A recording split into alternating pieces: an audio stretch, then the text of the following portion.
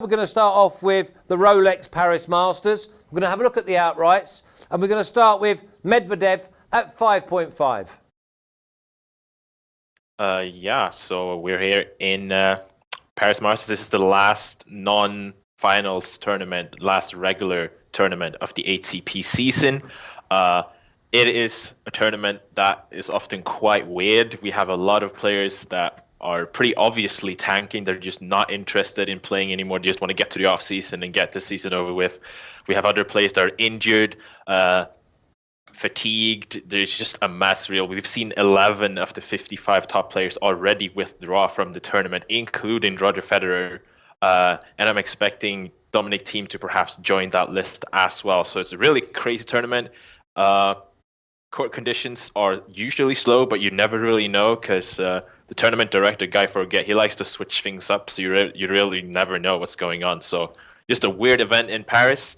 Nevertheless, getting into the draw here, Medvedev has been on an absolute tear over the summer. He has won 2 Masters titles in a row. He has only lost 3 matches since the beginning of summer, going 29-3. He's been drawn in the top half here with Novak Djokovic, obviously the huge threat there, but Djokovic himself has admitted that he doesn't really care as much for non-slam events lately, and we've seen that he also looked a little bit jaded, fatigued, dealing with something in Shanghai where he lost to Tsitsipas. He might not be 100% fit, and obviously with the year-ending championship in London coming up pretty soon, he might not be 100% in here. Regardless, Medvedev has won 2 in a row against Djokovic, and really, apart from the big 3, he's the best player in the world, in my opinion. If Thiem withdraws, the only threat for him to stroll into the semifinals would be John Isner, and he has to be informed to be a threat there. So, looks a great draw for Medvedev. Djokovic might not turn up, and I like the Russian a lot to win here. Okay, James, we got Shapovalov. Is quarter free, or is that Q3 at 12? I know that Snize sent to me. So what's Q3? It's the third quarter. Right, okay. And at 12, that seems like massive value. Yeah, so, I can talk about Shapovalov. I think he was very tempting to me. I went with Isner actually in the end instead, but it's the same kind of idea. You've got a very, very big server. And in a way, Shapovalov, the big upside for me with Shapovalov was that he's actually a bit more streaky. He has a lot more from the baseline. And when he's playing well, he can be unplayable, as he was in the final of Stockholm. So he's got his first main level event under his belt after going, I think he was 0-8 in semifinals before that and hadn't actually won a set. So he'll probably be feeling a bit of a weight lifted after that. He's very much got the game to go well indoors. As I say, huge serve, very powerful player. Just won in Stockholm, that was indoors as well. Paris tends to be the speed changes a lot. But the last 3 years, it's been ramping up every year. Last year, it was clocked at 41, which would make it one of the fastest events on the tour. So we don't know, but I'm working on the assumption that it's probably going to be relatively quick. It looks like it's medium to quick from what I've seen of the tennis today. So in essence, we're just betting on the same thing. We're betting on Shapovalov maybe having a little bit more kind of like freedom in his game now, feeling a little bit more comfortable, and certainly is the kind of player that can rip through a draw when he's in form. So, okay, well, we'll stay with Shapovalov at 71. Snize, he's obviously in the bottom half of the draw, is he? Yeah, he is. He is in the third quarter, which when I made my projections for this tournament, first things of all, he's finally gone over that hurdle. He was 0-7, 0-14 in sets in semifinals. He got over that, won Stockholm, so he's in great form. He has a huge serve, very, very, very heavy hitter from the baseline, and just looks full of confidence right now. We obviously see him rip through draws before he beat Nadal and Del Potro in Toronto in his breakthrough in 2017.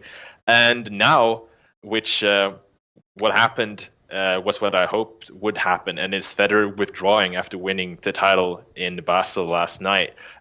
So now we have a draw with Zverev, who has been woeful this season, and though he found some form, I still don't trust him. Fognini, who is literally just a bag of tape, and also perhaps tanking. Monfils also just a bag of tape right now, and that's it for the big seeds. So it looks a dream quarter now for Shapovalov to go for. And if we look at the bottom half, we have Kachanov, who's defending his title, and I think he'll be pressured here. We have Nadal, who hasn't played and recently got married. So just a lot of question marks regarding a lot of players. And Shapovalov is coming in with a moxie. He's coming in good form. He has good stats, and he's good at indoors tennis. So seeing a really, really big chance for him to make a big run here. And that's something that's happened a lot here before with big priced finalists and winners coming through here in Paris. Okay, well, we're not frightened of having a big price winner on this show. Okay, James, what about Dimitrov on the money line at 1.78? So that's Snize's again. Yeah, You're I know. mixing me up here, but I mean, you've got to talk about something. Well, I could talk about my bet on the Dimitrov match, which is tie-breaking match. Oh, okay. So, Well, let's go back to Snize then. Let's go back to Snize. Dimitrov money line at 1.78. So Grigor Dimitrov, he has been really trying to resurrect his career. When he was young, he was seen as baby-fed and in my opinion, one of the most talented players to grace the tennis court in a long time. He hasn't quite gotten it all together, and since 2017, when he peaked at world number 3, he's just fallen off a cliff. He struggled with injury and form this season, but he came back in a big way at the US Open, made the semifinal, and played some amazing tennis there. And I think he's been a bit unlucky since then. He's ran into some really tough draws. Sam Querrey indoors, the huge server, is always tough. He's run into the super in-form Matteo Berrettini, who's just ripping through matches right now. So he's been a bit unlucky there. I think now he's been given a very winnable match against Ugo Humbert, the Frenchman, young Frenchman, who made a bit of a run at Wimbledon, where he reached the last 16. He's a tall, lanky, big server with a flat-hitting lefty game, and is especially dangerous on faster surfaces. He's played well as of late, reached the quarterfinals or semifinals in Antwerp, lost to Murray, who won the tournament, and then won a challenger event this week in Brest. But the problem is for him that he's not as dangerous on the slower surfaces, and I don't agree exactly with James here. I think the Paris is routinely one of the very slower surfaces. Even though the CPI says it's pretty fast, the conditions are hard bouncing, pretty slow, and we've seen clay court players do exceptionally well in this tournament before. And in these conditions, I think that he'll struggle to impose himself. And I just think that Dimitrov in general is the better player. He's been playing some pretty solid tennis as of late, and this is a great opportunity for him to make it through. Okay, that's Dimitrov money line at 1.78. And in the same match, James, Dimitrov Humbert, tiebreaker in the match at 2.2. Yeah, so me and Snize are falling out here about this one. But basically, I think what happened with the courts, from my recollection, is that about 10 years ago, they slowed it right down.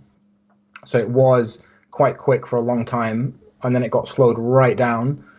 And then the past 3-4 years, Guy Forget, the director, has just been fucking around with it however he wants to.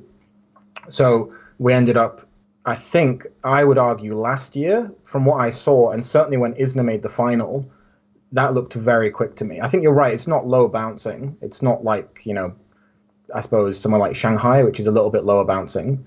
But anyway, I'm kind of banking on it being relatively good for serving anyway. These are both serve-orientated players, so they've held 3% more than the average for the past year and broken roughly on the average. They're both 6'2". Dimitrov has a one-handed backhand, and Humbert is a lefty. So a classic trick that lefties play is in the ad court, when they are on break points, they can swing it out really wide to your one-handed backhand. Used to happen to me a lot when I played my dad, who's left-handed, and it's horrible. And it's very, very difficult to do much about that. So hopefully he'll do that a lot when he's under pressure. Yeah. And the key thing for me with this matchup is if you look at how they've been serving recently, Dimitrov is, I mean, I would totally agree with Snize that, Dimitrov looks quite long here at 1.8. The difficulty for me with him is just his form. And I think he's struggled to do anywhere near as much from the baseline as consistently as he used to, which is why I imagine he's being priced quite favorably here. So again, Humbert is also not particularly good from the baseline. He's fine, certainly good against the lower level opposition. But he really does rely on that big serve, the sort of 1-2 punch a lot of the time against the better players. But having said that, I mean, he looked very good. Last out on the main level, he lost to Murray in 3 sets in the semi-finals of Antwerp. I think it was 3-6, 7-5, 6-2. So it was the kind of match where he very nearly won that. And it was at least partly Murray fading a little bit and then coming back. But he also played very well. Dimitrov lost 7-6, 7-6 last out to Berrettini. So again, it's a kind of a sign of how he's playing. He's certainly able to hold his own, but I don't feel like he's going to push Humbert that much. And as much as anything else, so this tournament's had 40% tie breaks in the matches. That usually, in the first round, you'll get a lot of tanks. I don't think either of these two will tank. I don't see any reason why they would from what I've seen of them. But of course they might. But 2.2 implies 45%. So I would say for a pair that are pretty evenly matched and that are two of the most serve-orientated players in the tournament, 2.2 seems pretty good to me. I was expecting odds on or evens at worst. Okay, Dimitrov and Humbert. Tie break in the match at 2.2, but the highlight of my day is Guy Forget getting a mention for the first time in about 25 years in a tennis conversation. Okay, and the last one, Snize, Dominier minus 5.5 at 1.93. So Alex de Minaur has been playing some really fantastic tennis as of late. He's amidst a career year. He's up to world number 18. He's won 3 titles this year. And he's just an amazing athlete. He has insane court coverage ability. He can run almost any ball down.